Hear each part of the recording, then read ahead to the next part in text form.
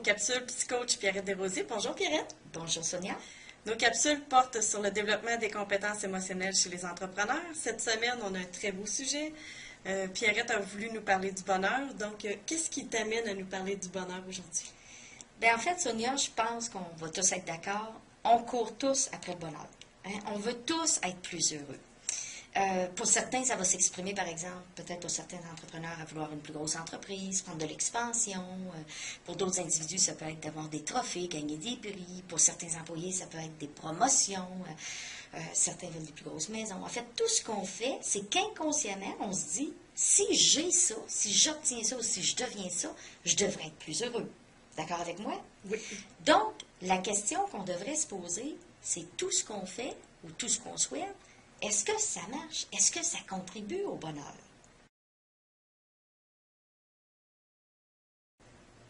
Pierrette, j'aimerais ça que tu nous expliques pourquoi il y a des gens qui semblent plus heureux que d'autres.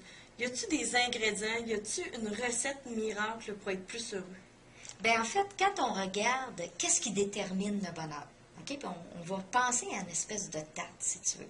Au niveau de la tarte du bonheur, notre niveau de bonheur dépendrait de plusieurs choses. Mais entre autres, il y a 50% de notre niveau de bonheur qui provient de notre génétique. C'est-à-dire qu'il y a des gens qui sont plus prédisposés que d'autres à être heureux. Ils viennent au monde naturellement plus heureux ou naturellement un petit peu moins heureux.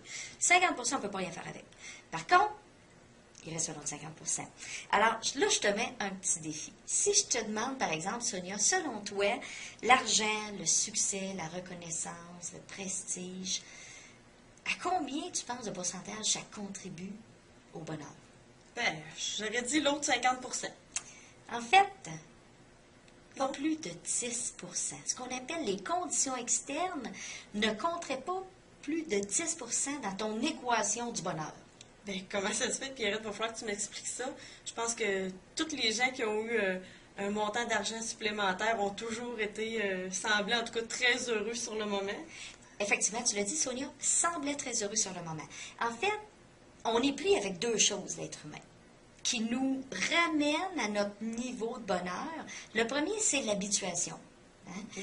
Autrement dit, on a une tendance, l'être humain, à revenir à notre état normal. C'est un peu comme si mon thermomètre du bonheur était à 7.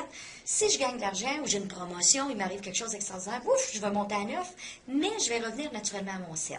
Par contre, ça a des avantages parce que lorsqu'il m'arrive des malheurs, je vais peut-être descendre à 5, à 4, à 3, mais je devrais revenir à 7 après un certain temps. Donc, l'être humain s'habitue. On s'habitue à tout.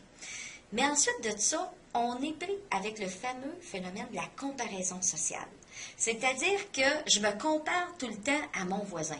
Donc, je peux être super, hey, je viens d'avoir une augmentation de salaire, wow, je m'aperçois que mon collègue a eu 2 $ de plus que moi de l'heure d'augmentation, je deviens insatisfait tout de suite. Alors, comme être humain, à cause de la comparaison sociale, ça limite. Donc, même au niveau de la santé, parce qu'on va dire, hey, les gens en santé devraient être bien plus heureux. La santé devrait contribuer au bonheur. Mais malheureusement, la santé, c'est comme l'argent. Autrement dit, lorsqu'on l'a, ça contribue peu à notre bonheur, mais ça nous rend bien malheureux quand on le perd.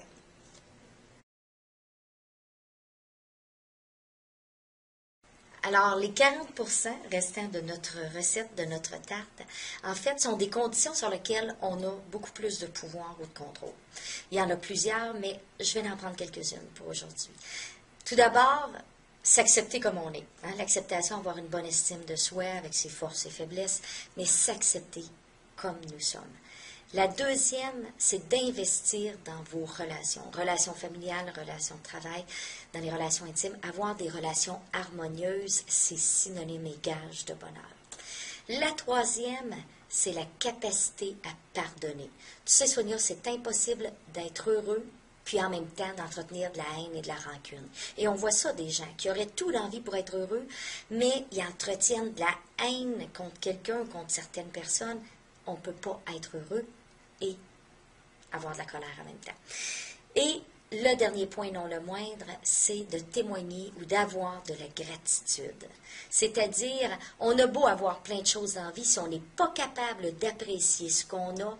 Puis quand on parle de gratitude, c'est pour les plus petites choses, hein, des petites choses qui peuvent sembler banales, mais prendre le temps d'accepter et prendre le temps d'apprécier tout ce qu'on a, parce qu'il faut aussi l'accepter pour l'apprécier, c'est fondamental pour nous rendre heureux.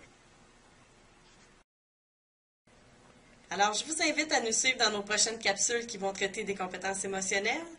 Le défi cette semaine, Pierrette, est-ce que c'est d'être plus heureux, de se promener en sifflant dans la rue? En fait, le défi cette semaine, pour faire un lien avec la gratitude qu'on a parlé tantôt, je vous mettrai au défi, ce soir ou demain soir, de faire la liste de tout ce que vous avez reçu de la vie. Alors, peut-être vous coucherez-vous plus tard, mais probablement plus heureux.